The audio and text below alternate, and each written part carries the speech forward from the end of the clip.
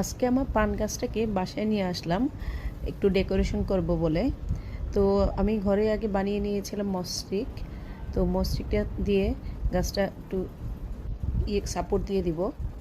আর দুইটা চিতা নিয়ে নিলাম।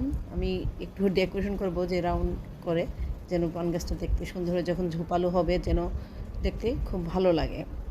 তো আমি দুই পাশে দুইটা চিতা দিয়ে সাপোর্ট দেওয়া মসটিকের সাথে বেঁধে দিচ্ছি সুতলি দিয়ে। ভালো করে বেঁধে নিচ্ছি যেন এটা শক্তপোক্ত থাকে, নড়ে না যায় পানের ভারে।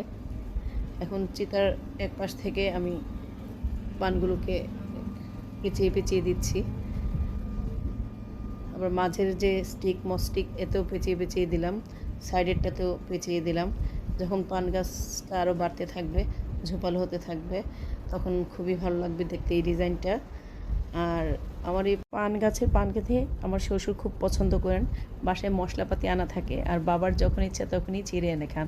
কি যে ভালো লাগে আমার।